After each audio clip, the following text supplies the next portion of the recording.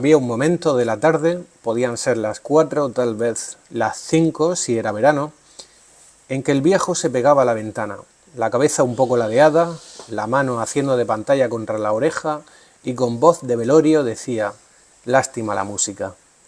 Eso después que nosotros nos habíamos pasado las horas meta Magaldi, meta Charlo, todo ese revival para tenerlo contento porque, como dijo una vez tía Lucrecia, un domingo de mala muerte que lo traemos, bien podemos hacer un pequeño sacrificio con tal de verlo feliz. Bienvenidos a nuestra mesa de disección, cojan guantes y escalpelo y prepárense para abrir la ficción de hoy en canal. Esto es Ficciópatas.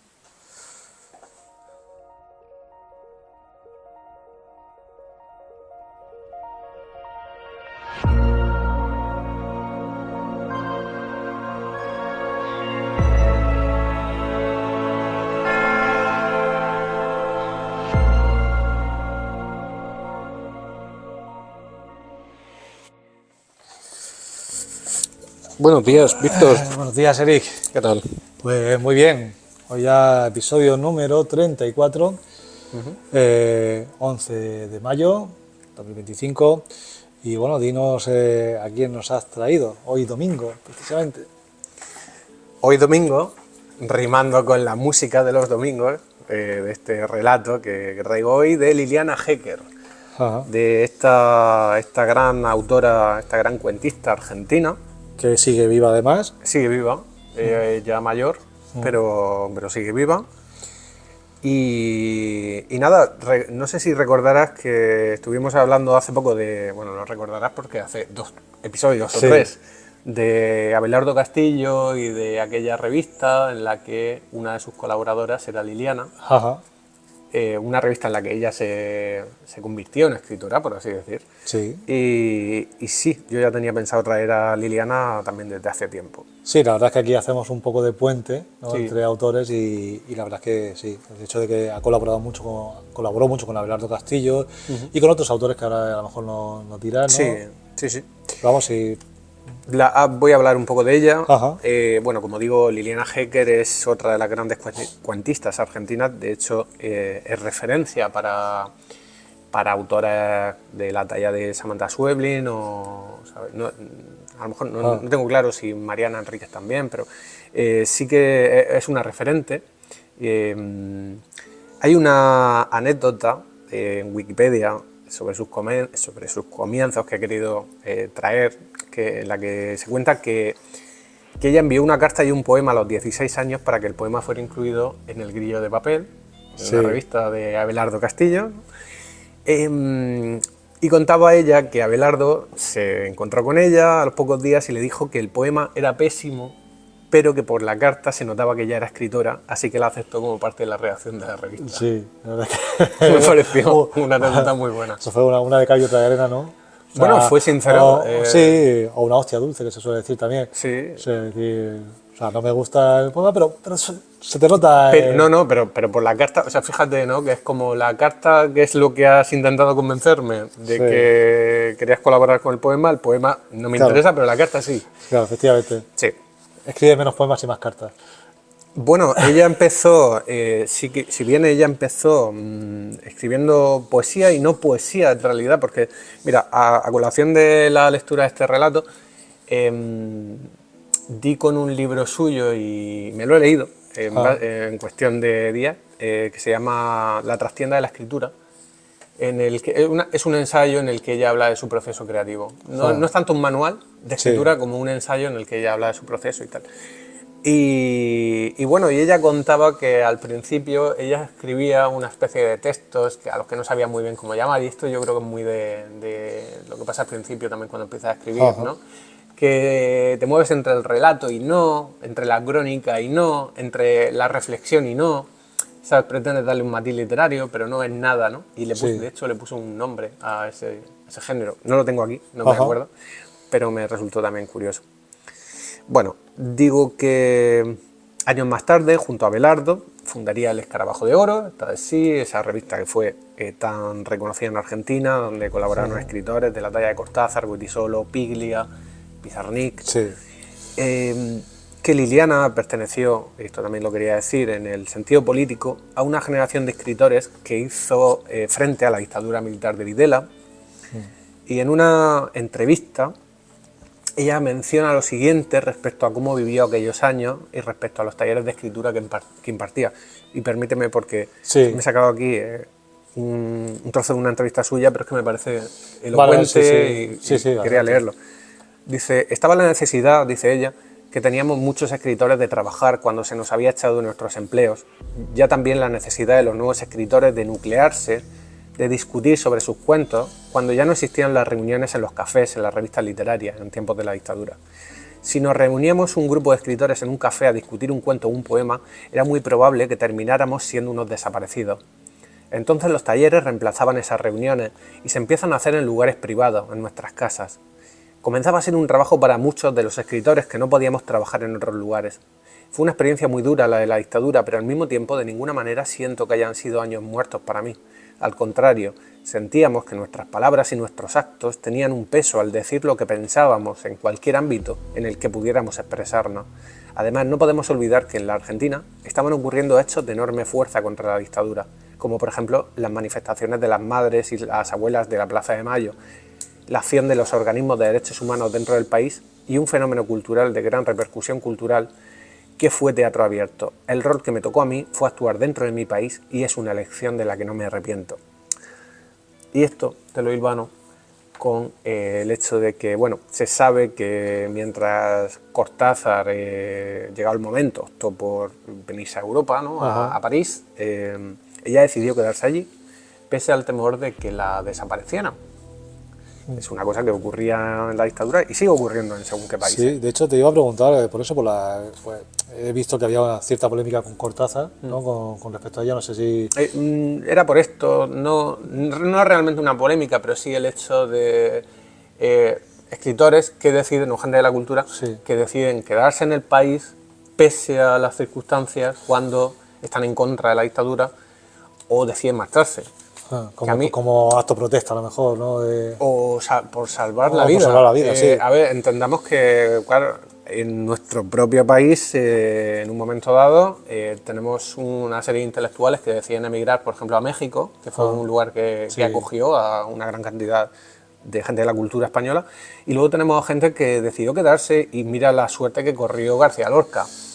Entonces, obviamente, tú no sabes lo que te va a pasar. Ella se quedó pese a que la podían haber desaparecido, aunque podía haber muerto. Sí. Entonces, claro, de ahí esa polémica, ¿no? Ella defendía que había que quedarse. Cortázar no lo puedo culpar, sinceramente. Él decidió venir. Cualquiera de las dos opciones, en fin, depende de cada vida y cada persona. Efectivamente.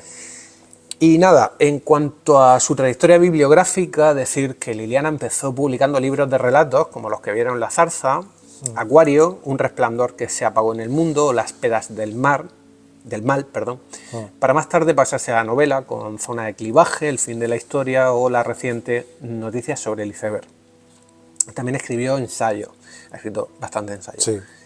Y este relato que te traigo pertenece a una antología que se llama Cuentos de fútbol argentino, una selección a cargo del escritor Roberto Fontana Rosa, donde se reúnen textos en torno al fútbol de autores como Borges, Bioy Casares, Alejandro Olina, Luisa Valenzuela o Rodrigo Fresán. Y bueno, decir que Liliana, este fue de los pocos relatos por encargo que escribió Liliana. Ajá. Esto lo comenta en La trastienda de la escritura. Y claro, ella como argentina, como buena argentina, siente esa pasión por el fútbol, pero ella tenía claro que no, y esto lo comenta en el libro, que ella no iba a escribir el relato desde dentro, desde la cancha, desde el estadio, ¿no? Sino que lo que a ella le motivaba del fútbol era lo que pasa afuera, la afición, la hinchada en la grada, ¿no? Y bueno, de eso va. Y a mí, más que nada, este relato ha logrado conmoverme a través de una historia que tiene como eje central, pues eso, algo que no me conmueve por lo general, que es el fútbol, pero si ha logrado conmoverme, pues digo, claro, lo quiero traer. Y de hecho, no sé si es el tercero que habla sobre fútbol. Sí, lo sé. Lo sé. Me lo has comentado ya Sí, varias veces. y de deporte varias. Y de deporte he traído varios. Sí, el quinto, el sexto. Sí, pero Sí, está bien, oye. es verdad que a mí no soy una persona que disfruta viendo deporte, pero lo que te digo, puedo entender el factor humano que hay ahí, ¿no? Sí, Y- claro, a ver, hay un hermanamiento temporal, ¿no? También ocasiona lo contrario, pero sí que es verdad que los hinchas suelen hermanarse, hay un sentimiento ahí muy emotivo y Y para los argentinos, y esto es algo que a mí me llama mucho la atención, pero realmente les hermana a nivel nacional de una manera, o sea, es totalmente interseccional a toda la población. sí, bueno, Es muy y, raro que haya un argentino que no se claro, sienta parte de esa celebración, ¿no? incluso ocurren cosas tan extrañas, ¿no? Y tan raras como que un jugador argentino tenga un museo en Nápoles y sea el máximo exponente de la ciudad. Fíjate, sí. Que habló de... oh, a ver, ¿De quién hablas? sí, hombre, ¿De Maradona? De Maradona, que es como una deidad Sí, allí sí, claro. en Obvio, Nápoles. obvio. Sí, claro, jugó en el Nápoles. Ya, tío. Luego, a ver, es que a mí, ya te digo, me gusta mucho. Un autor que usa mucho también el fútbol es Hernán Cassiari, también argentino de pro, ¿no? Y tiene un cuento, La valija de Messi, se llama, que es que al final el cuento no va del fútbol, el cuento no va el cuento va del sentir argentino, ¿no? Y de hecho de aquellos argentinos que están fuera de su patria y de cómo tienen la necesidad de volver a tu casa. Claro. Entonces eso es algo humano, eso Sí. trasciende el Claro, al nivel final- futbolístico. Claro, al final los expatriados o la gente que vive Claro. fuera de su lugar de origen, pues tiende a buscar algún nexo que le una con ese origen, con Claro. la gente de allí. Al final, eso es lo que se suele decir, que al final cuando uno va a un país tiende a juntarse con la gente de su mismo país, se forman guetos, ¿no? Y zonas de reunión. Pero sí que es verdad que en Argentina es algo que es superlativo, que es como que se nota bastante. De hecho, no es raro aquí y en cualquier otro país ver a un argentino con su mate, ¿no? No, claro. O sea, va O sea, de la mano, claro. que es algo que aquí no es cultura, pero es algo que ha trascendido, que digamos que les transporta a su patria, a su origen, Sí. el llevar a tener el mate. Sí, la hierba mate, y yo la probé en su momento allí y fíjate que no me llama la atención, pero entiendo que si fuera argentino yo estaría todo el rato con el mate Claro. en la mano, o sea, eso por descontado, claro. Sí, ¿Te vamos parece que pase a Sí, pasa al lío? a- Vamos con la historia. A ver, vale, la historia sigue a una familia que se reúne cada fin de semana para alegrar al abuelo, un hombre melancólico y apasionado por el fútbol que vive en un hogar de ancianos. La narradora relata cómo domingo tras domingo lo complacen con música de tango y partidos, pero él insiste en que falta algo. Él repite esa frase de lástima a la música. Esta misteriosa nostalgia intriga a la familia, especialmente a los mellizos, a sus nietos, que intentan descubrir su significado hasta que él les revela a qué se refiere con la música de los domingos. Y hay un parrafito en el que él dice, parece que, la narradora dice, parece que poco a poco fueron entendiendo qué quería decir el viejo con la música de los domingos. Algo que en otros tiempos había estado en todas partes, dijo, y que se podía escuchar desde que uno se levantaba, como una comunión o una sinfonía. Vale, cuando los mellizos descubren de qué se trata, convencen a todo el barrio en el que viven y convencen también al abuelo de llevarlo a donde viven ellos el domingo. O sea, en lugar de ir a visitarlo a él, que sea él el que vaya. El abuelo llega pues un poco enfadado, renegando, ¿no? Es una mierda todo, ¿no? Tal. Dice que ya no hay comunión, dice que ya no hay armonía y que cada cual ya solo mira por sí mismo. Y la narradora se ve en esas y se promete que este va a ser el último domingo que pase con su abuelo, lo cual también es un tanto profético. Sí. Cuando de pronto comienza a escucharse el sonido de la radio a través de la ventana. El simulacro había empezado. Los mellizos le dicen, ¿ves, abuelo? Aún se escucha la música. Y él sigue rabeando y les dice que si acaso creen que una golondrina hace verano. Simplemente porque se oye una radio, ¿no? Radiando el fútbol. y los mellizos le proponen a la familia que salgan a dar una vuelta a la calle. Y aquí es cuando se despliega todo, ¿no? Los cánticos, los gritos de gol, las radios sonando a todo volumen. Por ejemplo, en un momento dado se cuenta gol, gritaron los muchachos del portón, gol. Llegó desde las ventanas de la cuadra, o desde la otra manzana, o desde más lejos aún. Y algo del grito perduró, quedó como suspendido en el aire. Lo vi en la cara de papá y en la de tía Lucrecia. Hasta el tío Antonito parecía percibirlo. Una cosa que iba tramándose como una red y que daba la impresión de unirnos en la amigable tarde de domingo. Mamá me apretó el brazo. Los mellizos se miraron con ojos alucinados. El viejo movía la cabeza como quien dice, era cierto entonces, la música estaba todavía. Todo el cuento va ascendiendo en un increscendo emocional por la música del viejo añoro y el cuento se cierra con un final adecuado, justo y conmovedor en el que se puede leer: después llegaría la melancolía de los lunes, después vendrían historias de miedo y de muerte, después cerraríamos para siempre los ojos del viejo, pero nosotros ya sabemos que bajo un cielo remoto de domingo hubo una vez una música por la que fuimos fugazmente apacibles y felices. Sí. Y he ahí el resumen de la música de los domingos de Liliana Jekyll. Sí, es un relato, como has dicho tú, bastante emotivo, bastante tierno, que toma el fútbol como, digamos, excusa para hablar de lo que es la vejez, lo que representa tener a un anciano dependiente en una residencia, lo que digamos implica para la familia, cómo lo vive cada uno. Así que aquí hay pues partes enfrentadas. Hay gente que, o sea, los mellizos, por ejemplo, lo viven de una manera pues más amistosa, más cercana, más afable. Pero sí que es verdad que la hija, por ejemplo, aquí en este caso, pues como más huraña, bueno, la nieta, ¿no? Y la madre, son más hurañas, como que el hecho de visitar al anciano es una molestia, le sienta mal todo lo que hace, todo lo que dice, digamos que se sienten como en la obligación de hacer, de entretenerlo, sí. Y esto, a ver, esto es algo que pasa. O sea, sí, no le puedo quitar el hecho no, humano, ¿no? Claro, o sea, claro, aquí se refleja bastante bien la circunstancia humana, porque esto es algo que pasa a diario. Yo lo he visto mucho cuando iba a visitar a mi suegra a la residencia, en otros ancianos también. No todos viven unas visitas amables, no todos viven... Porque sí que es verdad que se nota como que el que va a verlo a veces va con decana o... no sé, como obligado. Yo creo que al final hay algo que viene de las dos partes, ¿no? Y no es por responsabilizar a una de las partes, ¿no? Pero claro, obviamente también la actitud vital de una persona también afecta, en el sentido de que si la persona está renegando todo el rato, que tiene sus motivos, porque eso viene de algo, ¿no? En este caso se ve de dónde viene. Claro, de ahí también un poco la decana de la otra parte, ¿no? Claro, ahí hay una motivación.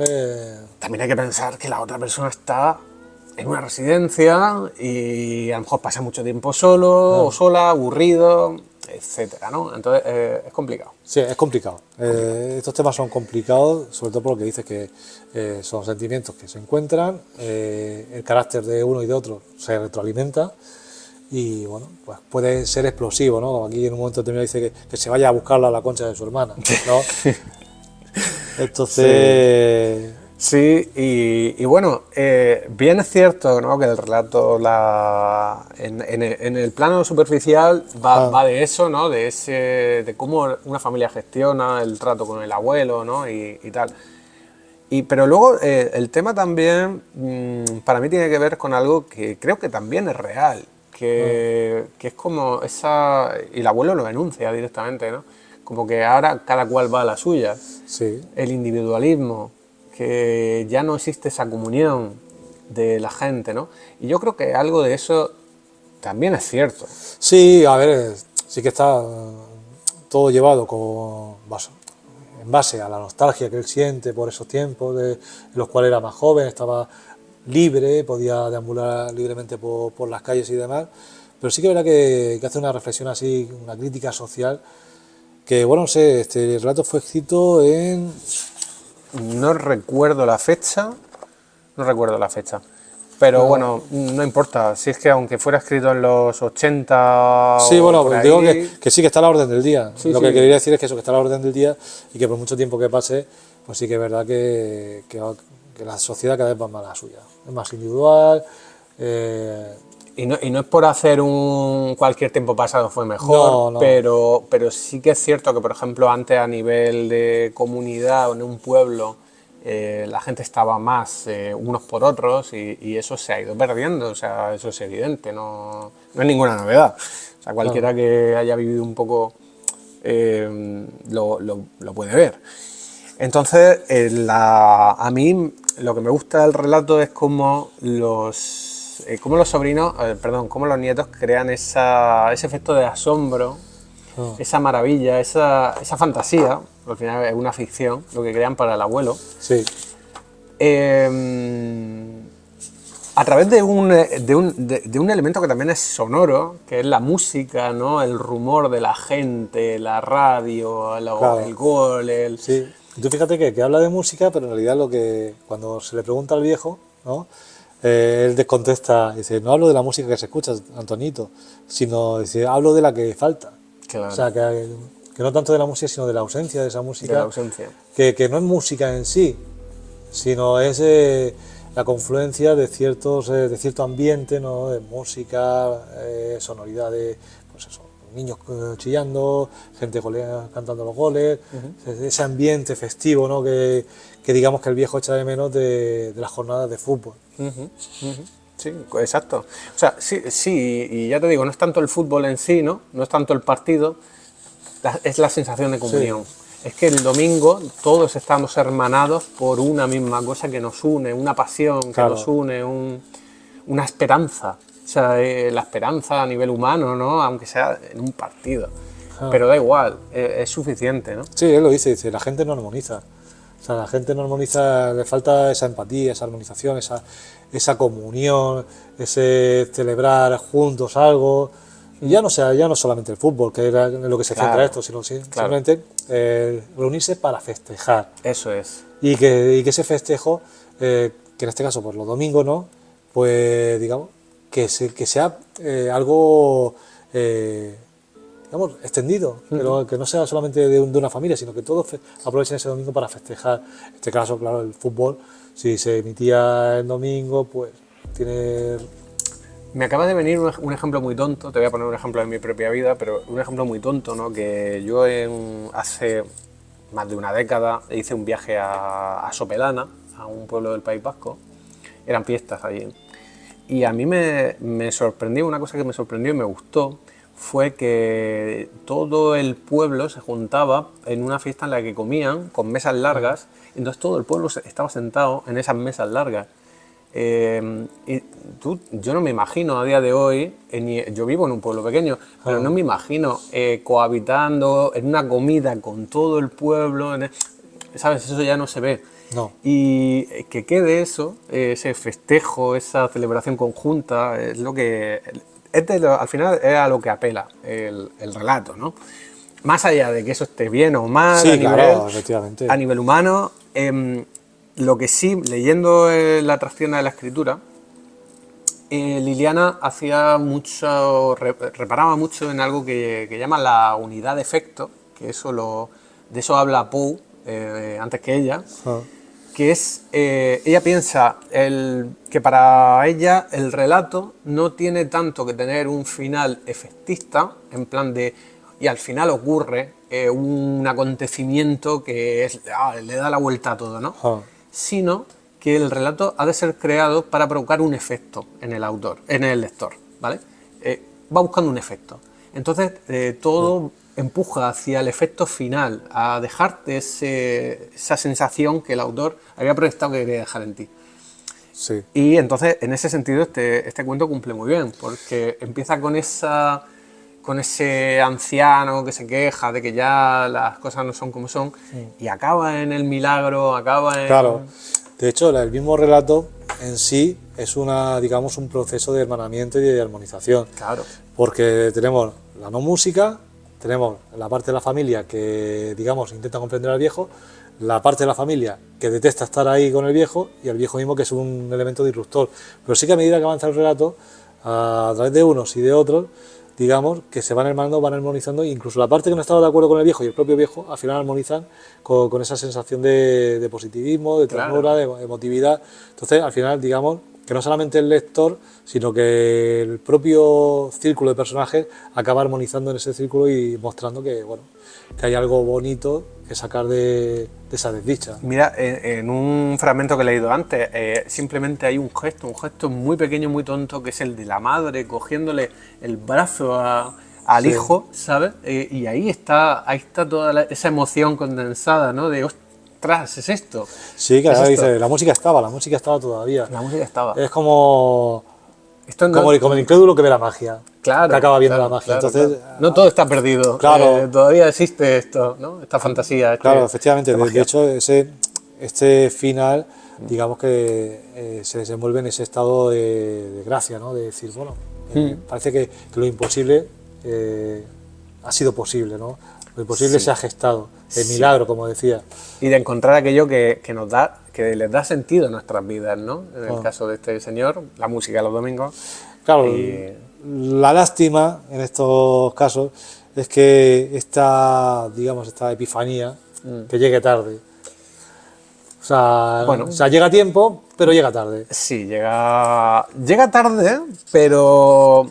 Y a mí me parece que también tiene buen final el relato, en ese sentido, porque fíjate que una vez ha satisfecho su deseo, el viejo puede morir en paz. Sí. Y... Que yo creo que al final eso es un poco el colofón. Claro, sí, porque ya no... A ver, es como el cuento no tiene sentido más allá de ese momento, ¿no? Y en cierta manera, por decirlo de un modo crudo, es un personaje, ¿vale? La vida de este señor no tiene sentido más allá de haber alcanzado revivir ese sentimiento que añoraba, ¿no? Entonces, y de paso le deja una enseñanza a la familia, que es el del valor de los rituales de grupo. Y el valor de la importancia de la comunidad, de esa comunión, le hace un regalo antes de morir él. O él provoca que el regalo llegue, ¿no? Sí. A mí me parece maravilloso en ese sentido, la verdad. ¿Qué quieres que te diga? Luego hay aquí una cosa que yo no entiendo de fútbol, no entiendo de banderas, pero habla de banderas blanquicelestes, azul-rojas, rojiblancas, blanquicelestes porque... azules. Sí, claro. O sea, las blanquicelestes sí, porque son las de la Argentina. Sí, luego pues las de Boca. La Boca Junior. La Boca Junior y la del River Plate. Sí, vale. Los cánticos también, ¿no? El tema de los cánticos. Entiendo que habrá ahí cosas que no... Claro, imagino que aquí te habla un poco del hermanamiento, más allá de la ideología del fútbol, que el hecho de que varias banderas de diferentes afiliaciones, aunque sean todas de Argentina, se unan, ¿no? También digamos que es un simbolismo bonito, bueno, a pesar del fútbol, a pesar de las desavenencias, en este sentido, salen a la calle juntos. Es bonito porque al final lo que está también un poco queriendo decir es, fíjate que unos podemos pensar de una manera, otros podemos pensar de otra, pero esto nos hermana igualmente, ¿no? Exacto. Somos rivales, pero esto nos hermana. Y lo mismo, eso tiene mucho de humano. O sea, no todos pensamos igual, pero podemos encontrar puntos en común y de hermanamiento. Sería lo adecuado, y más en esta época en la que vivimos. De la técnica de Hecker, quería señalar simplemente que tiene mucho de narración oral, ¿vale? Está muy centrada en la oralidad, y que a mí se me prestaba como un cuento que se daba mucho a la lectura en voz alta, una narración muy parecida al diálogo, parece que la narradora te lo está contando, ¿no? Se lo está contando a alguien. Y luego, algo que me gusta también, que dice, nos permite escuchar tanto la voz de los comentaristas deportivos, ¿no? Porque hay un momento en que entremezcla la narración con... Decían, se anticipa el negro Palma, decían, avanza Francescoli, decían, cabezazo de Gorosito, la espera Marcico, me pareció escuchar el nombre de Ratín, pero no podía ser, ¿no? Era el que el viejo contaba que allá en los 60 le hizo un corte de manga a la reina, escuché, recibe Moreno con el pecho, la duerme con la zurda, gira y gol. O sea, casi te puedes imaginar un poco el tono radiofónico efectivamente. de la narración, o el de los cánticos. que también Sí, sí, parece que lo escuchas corear, ¿no? sí, sí, efectivamente, es una narrativa muy oral, muy cercana, entonces yo creo que eso también provoca pues ese efecto que quiere la autora. El Sí, lector. a mí me mete. O sea, a mí me mete, aun cuando no entienda, ¿no? Porque esto nos ha pasado ya con varios autores latinoamericanos y tal, que siempre se nos escapan términos, se nos escapan cosas, conceptos. Pero aunque no lo entienda, a mí me mete. Sí, no, en este caso a ver, es bastante entendible, bastante Sí. comprensible todo el texto. Sí. Y al final uno sí que se, digamos, armoniza con los protagonistas, Con el cuento. con todos, armoniza, de verdad, porque todos hemos pasado, creo, por esto, más o menos. Así que, bueno, yo creo que consigue su Su objetivo. Y no sé cómo vamos de tiempo. Sí, pero, pues perfecto. vamos justos. O sea Perfecto, que- o sea, pues mira, yo antes de acabar, no sé si quieres decir algo más del relato. No. Yo sí quiero decir un par de cosas que no tienen que ver con el relato, antes de acabar, que es que el sábado 17 de mayo, o sea, este próximo sábado, estaré en Alboraya, con un montón de autores, hablar en mesas redondas y demás, unos eventos en los cuales participa Librolandia. Y bueno, si queréis pasar, ¿Pero qué vas a hacer? Explica pues, un poco que... pues en realidad todavía es pronto porque esto está grabado con bastante antelación, pero vamos a hacer una mesa ahí redonda de debate pues, hablando de diferentes temas, ¿no? Desde escritura creativa hasta profundizar en diferentes géneros y estar en un par de mesas, supongo. No, todavía no está definido. Pero bueno, ya lo iré diciendo por redes, ya a esta altura seguramente ya lo habré dicho. Repite la fecha, ¿para La cuándo? fecha es el 17 de mayo, sábado, de 11 de la mañana a 8 de la tarde. ¿Vale? Vale. Habrá más autores, ya esa información ya seguramente la tendréis en redes, se lo bicharon un poquito si no os habéis dado cuenta. Y bueno, una cosa que siempre se me pasa de decir, y es que si os quedáis con ganas de más, pues estoy ahora con el metadiario bizarro Ah, cierto. de cierto, Zenda, cierto. de Zenda y el XL semanal, así que si queréis un poco de bizarrada dominical, pues de aquí terminéis de escuchar Fisiópatas y os vais a mis redes o a Zenda y ahí tenéis la entrada del metadiario bizarro. Si no hubiera enlace directo, lo pueden buscar como Metadiario Bizarro. Sí, metadiario bizarro. O bueno, poniendo Víctor Morata Zenda Sí, en Google y... o a través de mi con ello link, también. en mi Linktree está todo bueno, los enlaces. también. Linktree barra Ficiópatas, o sea, Ficiópatas o Linktree barra Víctor Morata. Así que, Cierto. nada. Oye, es verdad que como los dos se publican el domingo, pues mira, si te quedas con ganas de más, pues oye, Claro, puedes leer la columna que está escribiendo ahora mismo Víctor en Zenda. Sí que arranca cortitas, o 1000 palabras, mil y poco palabras, y bueno. Pues nada, para tomar el café, el segundo Exacto, café de la mañana. Exacto, y sobre todo si valoráis y comentáis, me hacéis un favor. O sea, Claro, poner estrellitas ahí que valorar y es comentar. gratis. Por supuesto, Así que no se gastan. No. Y bueno, con esto pues ya nos despedimos de Lina Hecker Sí. y del episodio número 34 de Fisiópatas. Así que no olvidéis recoger al salir. Y borrar las huellas.